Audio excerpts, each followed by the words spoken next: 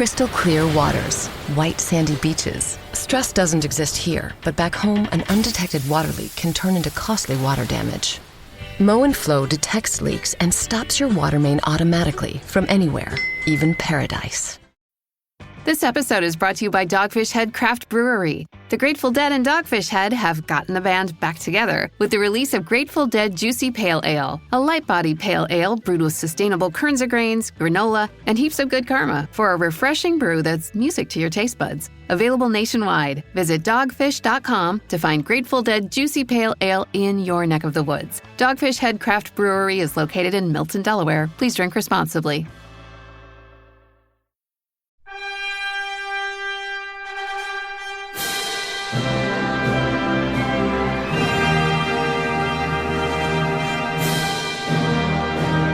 Hello, everybody, and welcome back to another episode of the JRPG Report. My name is Dalton Suter, and this is your JRPG news. Publisher Refint Games and developer Falcom have delayed crossover fighting game Ys vs. Trails in the Sky Alternative Saga from its previously planned summer release window by a few months, the company has announced. It will be available still for PlayStation 5, PlayStation 4, Switch, PC via Steam, Epic Store, and GOG. The update, if you would like to know the full message, was it's been a while since our last update on Ys vs. Trails in the Sky Alternative Saga, and we want to thank everyone for their patience during this time. Development has been steadily progressing, but an unforeseen circumstance outside our control arose, preventing us from continuing work and forced us to reassess our release schedule and make the necessary adjustments. While our original target was a summer release, after careful consideration, we have decided to delay the game by a few months. This will give us the time needed to ensure that every aspect of the game, from gameplay to presentation, meets the quality we strive for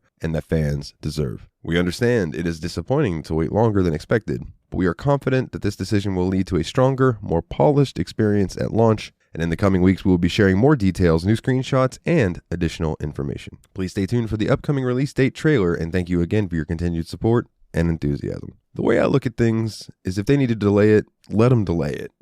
If they need to polish some stuff, let them polish it. These people that send death threats and things like that to companies because a game's not coming out on the day that they said it was going to, those people need mental health help.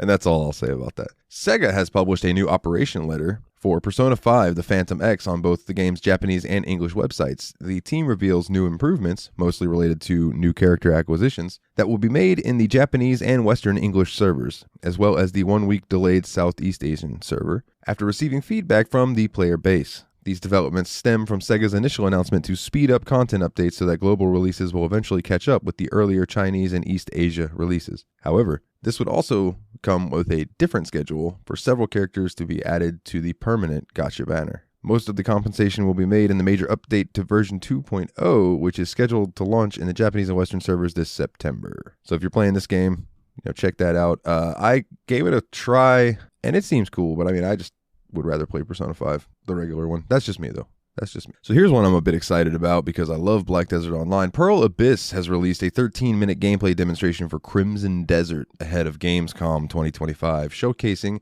a first look at what attendees can expect to play on the show floor from August 20th to 24th in Cologne, Germany. Little details about the game. Before the story point that you're at, actually, no, I don't even want to get into that stuff because I don't want to know anything about the story. Let me just get key features here. Yeah, here we go. The video immerses viewers in an epic scale warfare with countless NPCs battling in real time across every corner of the battlefield. As the Calphadian army and rebel forces clash with the fierce intensity, artillery flies overhead and dynamic, high-tension combat unfolds on all sides. The shouts of the soldiers, the clashing of swords, the smoke and flames enveloping the field all come together to evoke the feel of a real war zone. Cliff undertakes a variety of battlefield missions, from firing cannons to destroying enemy watchtowers and aiding allies in trouble. Now, these are the key features for what they are showing in the demo, by the way. This isn't like the whole game is not one battlefield. Let me just throw that out there. Cliff can call and ride his horse to increase mobility and use Crow's Wing ability to glide across the air in the most efficient route.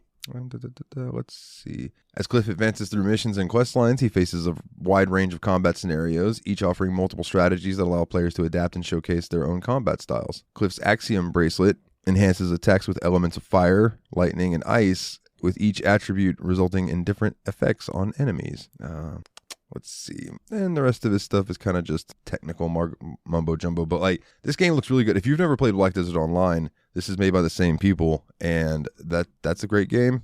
The combat in it is incredible, and the graphics are beautiful. So I'm really looking forward to Crimson Desert for sure. Sony has announced the August 2025 PlayStation Plus Games Catalog editions are featuring both Unicorn Overlord and Atelier Ryza 3, Alchemist of the End, and The Secret Key. Both games will be available for PlayStation Plus Extra and Premium subscribers, and will include the PS4 and PS5 versions. Note that in the case of Atelier Ryza 3, this is happening just a few months before the game is being delisted, with the new Atelier Ryza Secret Trilogy Deluxe pack launching this November. Unicorn Overlord is now available for PlayStation 5, Xbox Series X and X, PlayStation 4, and Nintendo Switch, and Atelier Ryza 3 is on PlayStation 5, PlayStation 4, Nintendo Switch, and PC. So, if you guys don't want a little spoiler that was accidentally posted on a company's YouTube channel for an upcoming remake, skip ahead 30 seconds. But it looks like that Bandai Namco had an oopsie and accidentally posted a part of a new remake of Tales of Xillia. And apparently in a few days there's going to be a direct of sorts that kind of announces this. Not a direct because it's not Nintendo related, but you know what I mean. So if this turns out to be real, hey, could be cool. More Tales games is never a bad thing. Chained Echoes and Crosscode publisher Deck 13 Spotlight will publish Datadyne's developed RPG Forge of the Fae when it launches for PlayStation 5, Xbox Series, PlayStation 4, Xbox One, Switch, and PC via Steam in 2027. Set in a world inspired by 1800s Ireland, Forge of the Fae plunges players into a beautifully crafted narrative where humans and Fae are in conflict. As an ancient power awakens and tensions rise, players will follow the journey of Fiora, a young inventor, as she uncovers the secret of her world while navigating a complex mystery and discovering who she can become. Decisions made will influence the outcome, giving players control over the story's direction and creating a more personal experience. Drawing inspiration from classic JRPGs, Forge of the Fae features a deep turn-based combat system where strategy reigns supreme. Players will be challenged to master the Arc Crystal system and the Adrenaline systems, which offer versatile, customizable spells and abilities, adding depth and excitement to combat. Alongside the action, intricate puzzles scattered throughout the world encourages exploration and rewards players with powerful items and hidden lore. A demo of Forge of the Fae will be playable at the Indie Arena booth at Gamescom 2025, which will run from August 20th to 24th in Cologne, Germany, as well as the Tokyo Game Show in 2025, which will run from September 25th to 28th in Chiba, Japan. And that's what we're waiting for, ladies and gentlemen, right? That Tokyo Game Show. Yeah. That's where that good comes out.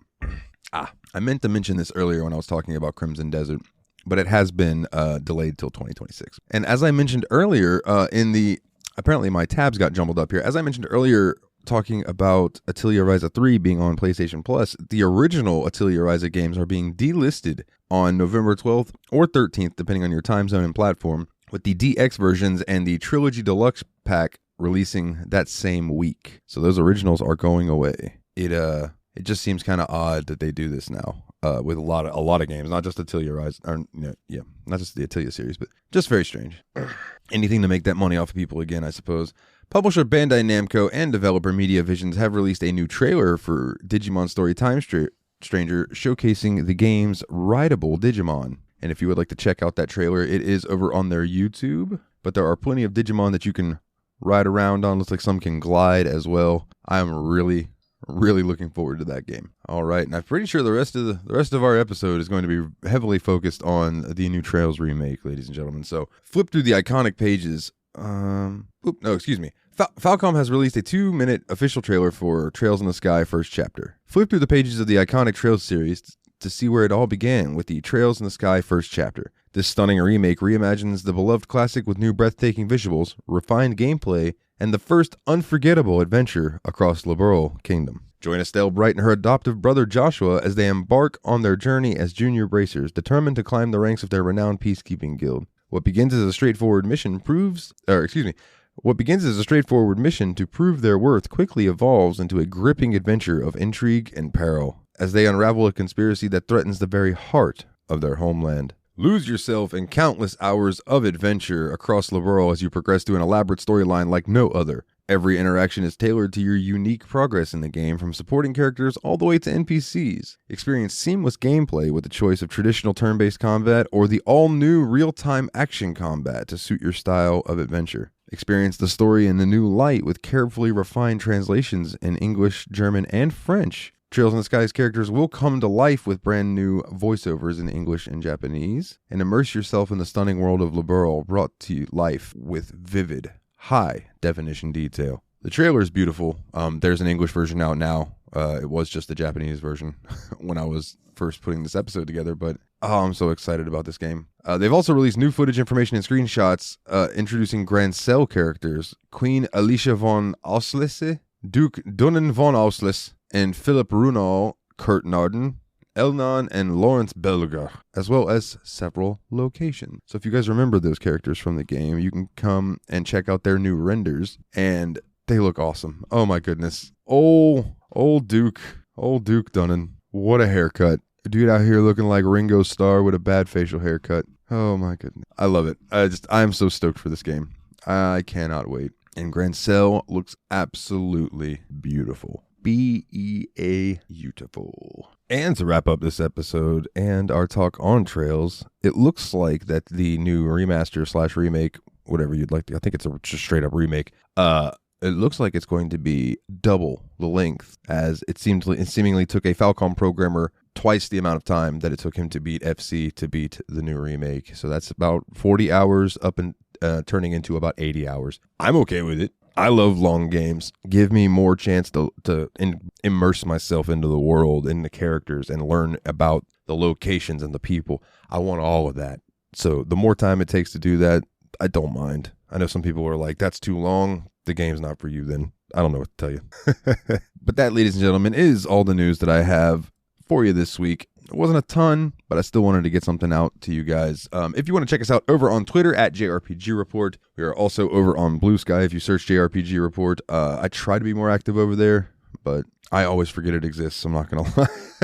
If you would like to support the show, which would mean a lot to me, help me keep the lights on here, patreon.com/JRPG Report. And you can get your name read on every episode, like these wonderful people: Jake W., Jordan K., Kularian, Logan Joreid, and B the Knight. Thank you all very, very much. And also check me out on a bi-weekly PC gaming show that me and my buddies play some video games called the Steam Machine PC Gaming Podcast. Very, very good time over there.